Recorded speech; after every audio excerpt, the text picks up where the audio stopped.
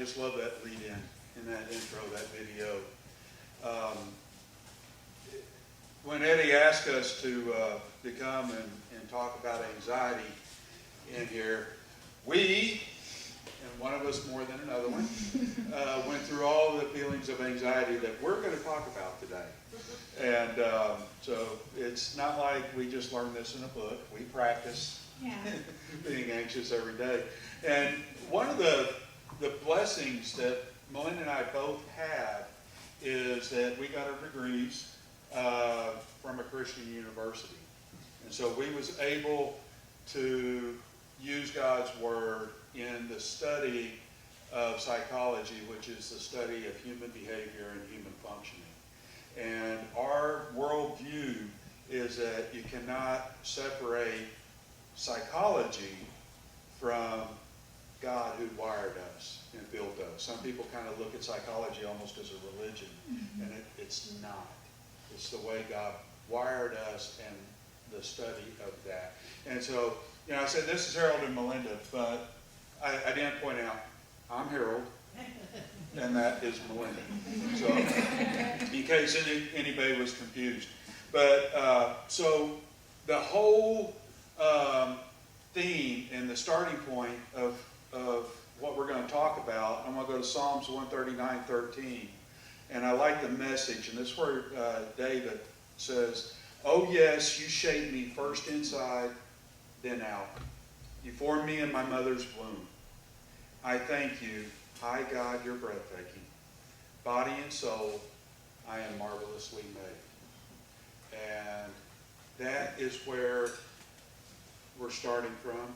Anxiety is a component of how we are made by God. It is wired into us, and it's part of the human experience. So anxiety we think of it as a negative thing, but it really isn't a negative thing. Anxiety, when it's in balance, is simply a warning light to let us know that we should be concerned about something and to look around to see what it is. It can motivate us to accomplish what we need to do. If we weren't worried about our grades, would we do our homework or study for our test? If we weren't concerned about how much money was in our bank before we pay bills, would we balance our checkbook? So anxiety is needed and necessary for us. It's in the system that God designed us. It's just a warning light for us. Yeah, and it's when that anxiety gets out of balance that it starts causing problems, not only for us, but for those around us as well. So clinical anxiety is created by many things. However, the root of most anxiety is emotional memories or body memories, so memories stored in our body. Most of us aren't aware that actually our body holds memories in the muscles. We all know that we have memories in our brain, but we also have memories stored in the muscle tissues and in the fibers of our body. And also we have mirror neurons which go around our heart and around our gut as well as our brain that actually read emotions from other people. So the root cause of anxiety problems is somehow anxiety getting stuck in our body and in our brain so that it's not just an event that we get worried about, we get anxious, we do something about it, and it goes away, but it gets stuck. And so most oftenly, the most traumatic is when it actually gets stuck in our body, and our body hijacks us. And that's not a clinical word, but that's the best explanation I can come up with is a hijacking. Your brain may feel fine. You may feel totally calm, and then all of a sudden your body is not. You start breathing heavily, you start sweating, you have a lot of physiological symptoms, and you don't even possibly know where they come from. And so that is anxiety out of balance.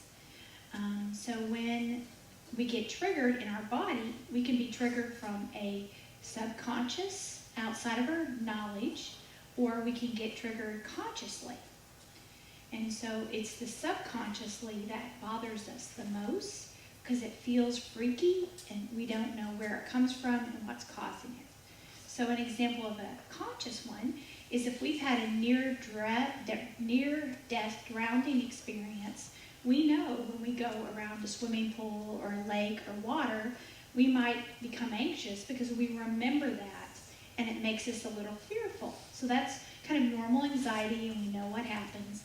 And in subconscious issue would be you're going into Walmart and you're fine. You're totally fine. You get your cart, you're going around, you're shopping, you're making your purchases, and then suddenly, out of the blue, for no reason, it seems, you start sweating and profusely breathing heavy. Your heart paces. You feel tremendously unsafe, and you just want to leave your cart and run out of Walmart.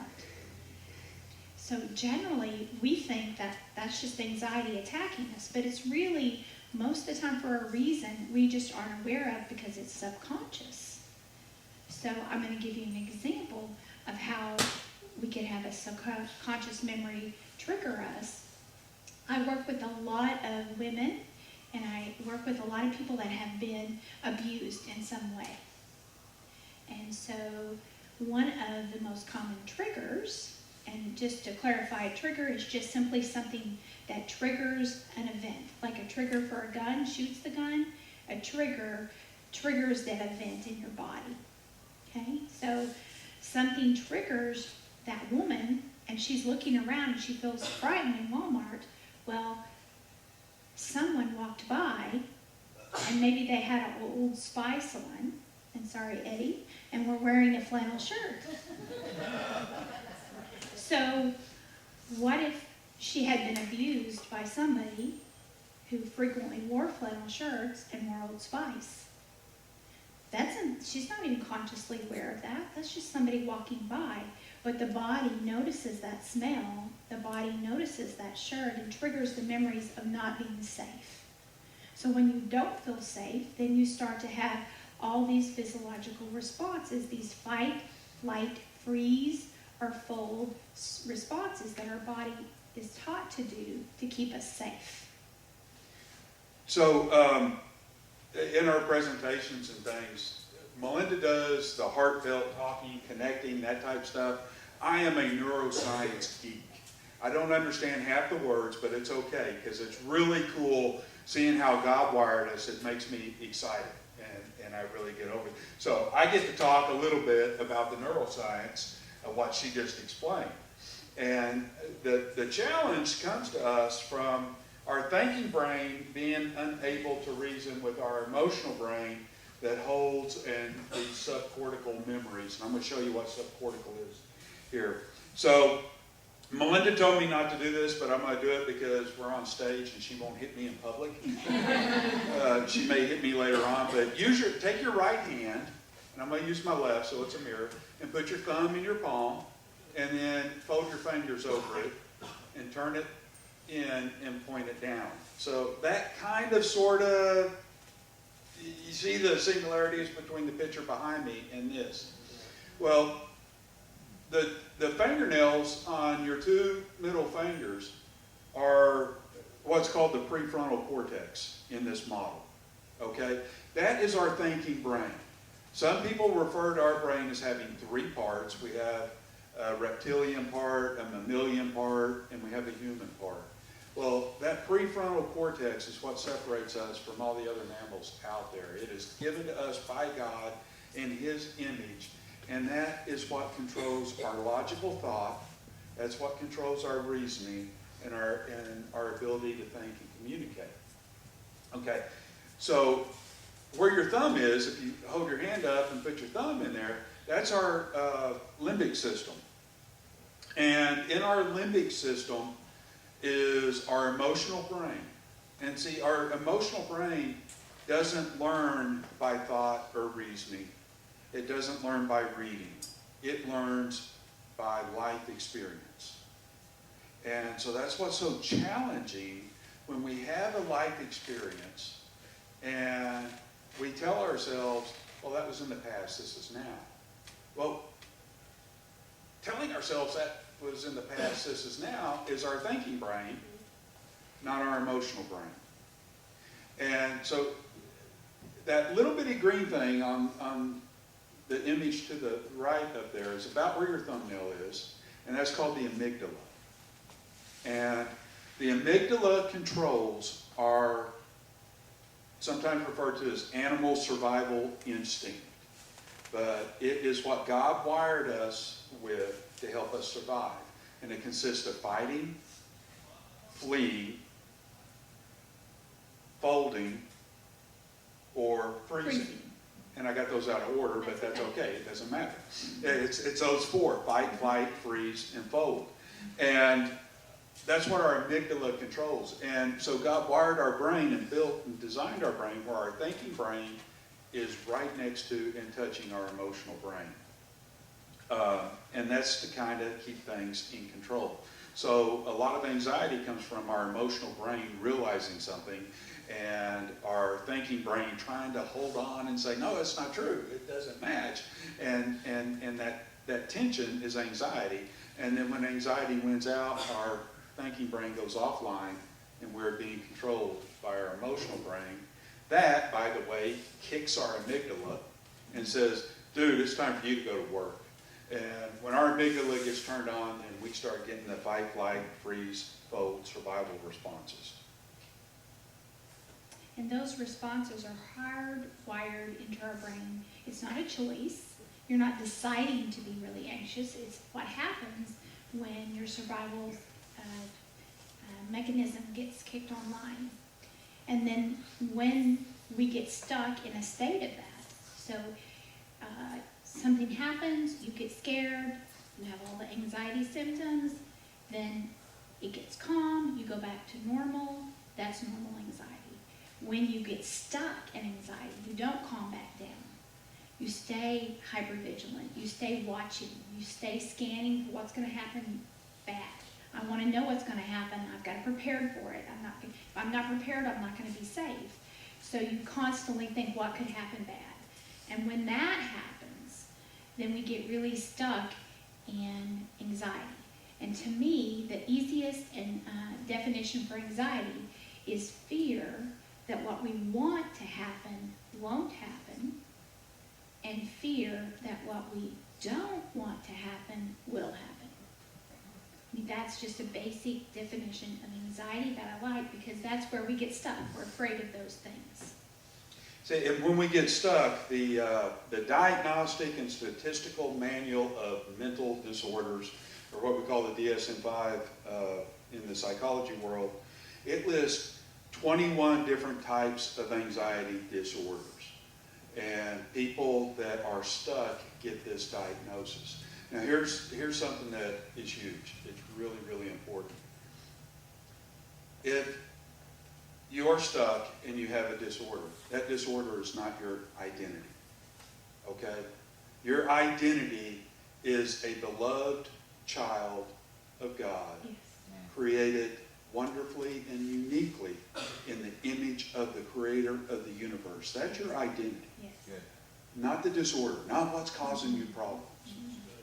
And a lot of folks forget that on both sides, both clinicians and clients. So don't lose your identity. So when you have one of these problems, a lot of times doctors will prescribe pills. And in fact, 1 in 8 people, or about 13% of the population, are medicated due to one of these flavors or one of these labels that we put on people that describe problem anxiety. And the medication most often used is a benzodiazepine, and benzo is what most of us know about it. And that's the active ingredient in Xanax, Klonopin, Valium, or Ativan. And these are really good medications, and they were designed for short-term use. But here's what folks need to know. They do not cure anxiety. They mask the symptoms of anxiety.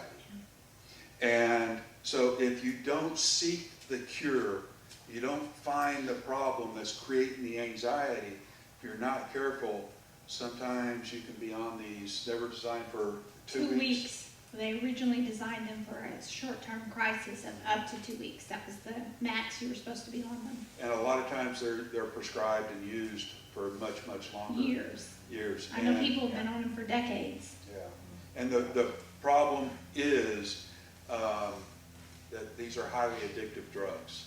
And in fact, benzos are the second most addicted drug and abused drug in America. The first is opioids, pain pills, heroin, that type of stuff. The second most is benzos. Yes. So anxiety often causes symptoms in the body. One of the most frequent reasons that people present to the ER that's not medical is for anxiety. Because anxiety in the body is so powerful, it makes you feel as if you're having a heart attack. It is that intense. Fight, flight, or freeze. When it's triggered in you, it is adrenaline surge, and you are ready to take on whatever you need to take on.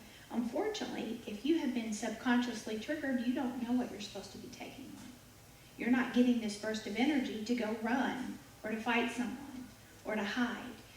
And so what happens in the body is your blood pressure frequently gets elevated, your heart rate will get elevated, it'll beat really fast. Some people feel like it beats out of the chest.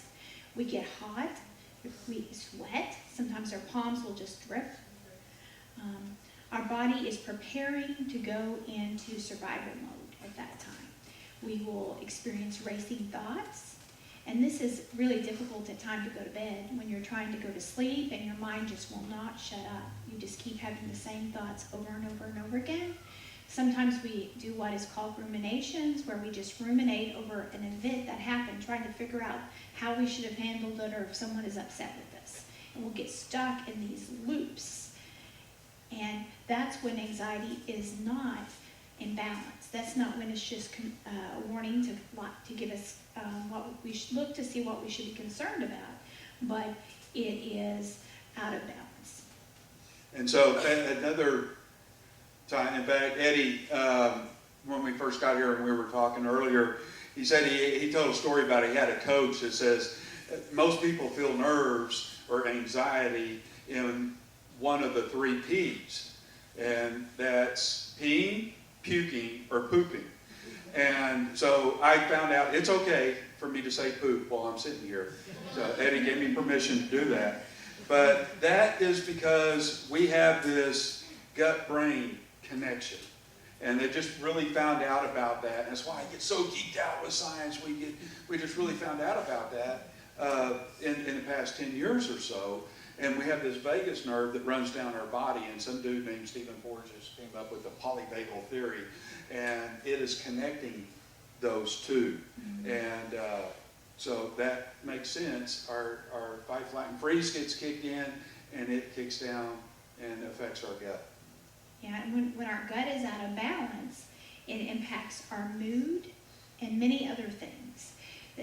We now are aware that if the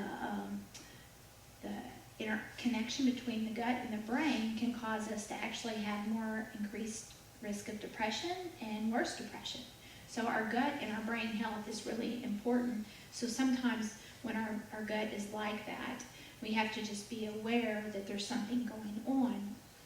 So we're gonna do a little exercise in here. One of the things that people experience with anxiety is tension in their body. So in case you're not already tense because of hearing me talk, go ahead and tighten up your jaw and your neck muscles and take it on down into your shoulders, in your chest, in your core, in your legs, in your feet.